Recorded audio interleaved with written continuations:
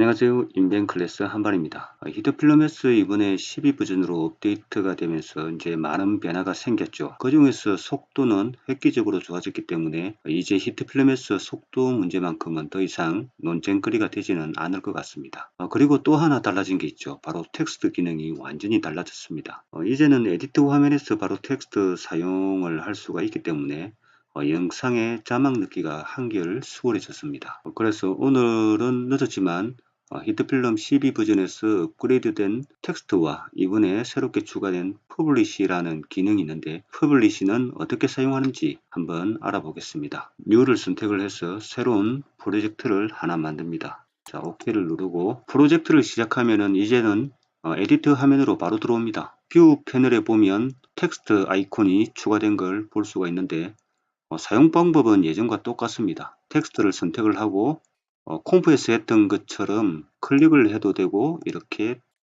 드래그를 해도 텍스트를 사용을 할 수가 있겠죠. 원래대로 돌아가서 텍스트를 선택을 하고 이제 화면에 클릭을 해보면 타임라인 비디오 탭에 새롭게 텍스트 클립이 하나가 추가되었죠. 그 대신 미디어 패널에는 텍스트에 대한 별도 파일이 생기지는 않습니다. 텍스트를 하나 써볼게요. 클래스. 이번에는 타임라인에 만들어 놓은 텍스트 클립을 컨트롤 D를 해서 복사를 하겠습니다. 이번에는 또 슬라이스 툴을 사용해 가지고 클립을 절단을 하고 옆으로 약간 좀 이동을 하겠습니다. 텍스트가 다 똑같죠. 자, 이번에는 두 번째 클립을 선택을 하고 텍스트를 변경을 하겠습니다.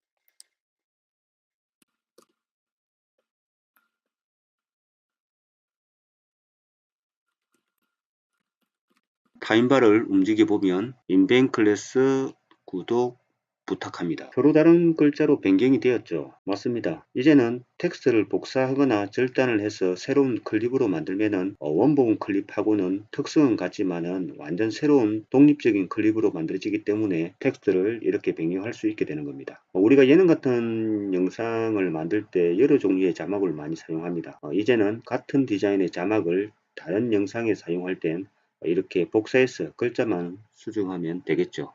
이번에는 콤프에서 텍스트를 만들어 보겠습니다. 새로운 New를 선택을 하고 컴포지 샷을 선택을 합니다. 그리고 OK. New 레이어에서 텍스트를 선택을 하면 이번 12 버전에서는 자동으로 이제 뷰 패널에 있는 텍스트 아이콘이 활성화가 되고 화면에 커서가 깜빡이게 됩니다. 이게 이번에 이제 업데이트 되면서 약간의 변화가 생겼습니다. 자, 텍스트를 인벤 클래스라고 적고 다시 에디트 화면으로 이제 넘어와 가지고 방금 만든 텍스트 콤프를 기존 거는 먼저 다 지우고 이것들은 좀 지우도록 하겠습니다. 방금 만든 텍스트 콤프를 이렇게 가지고 옵니다. 예전에는 타임라인에 이제 콤프를 가져오면 비디오하고 오디오가 함께 따라다녔는데 콤프에서 오디오가 없으면은 비디오만 이렇게 넘어옵니다.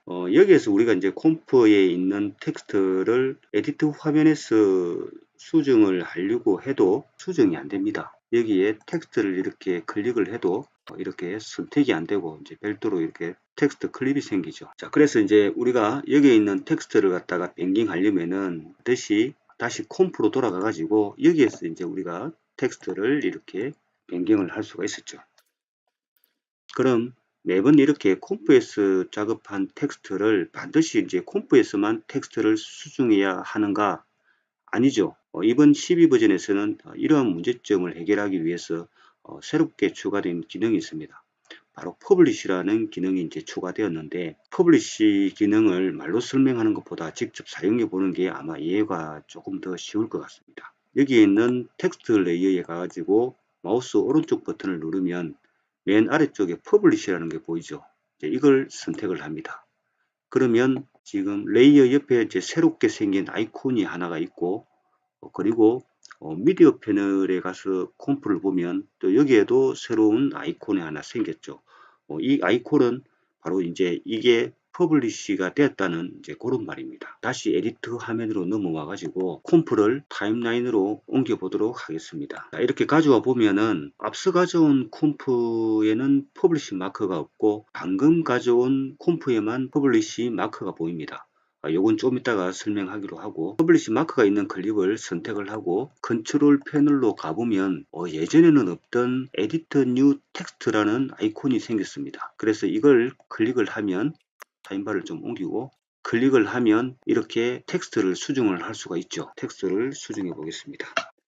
이런 식으로 이제 에디터 화면에서도 콤프의 텍스트를 수정할 수가 있게 되는 겁니다. 타임바를 움직여 보면 텍스트가 다르죠. 다시 콤프로 가서 이번에는 텍스트를 좀 변경해 보겠습니다. 자, 이렇게 콤프의 글자를 변경했습니다. 그리고 다시 에디트 화면으로 들어가 가지고 이렇게 타임바를 움직여 보면 퍼블리시 마크가 없는 클립은 글자가 바뀌었는데 퍼블리시 된 클립은 글자가 변경되지 않았죠. 즉 마크가 없는 클립은 미디어 패널에 있는 원본을 복사해서 가져온 겁니다.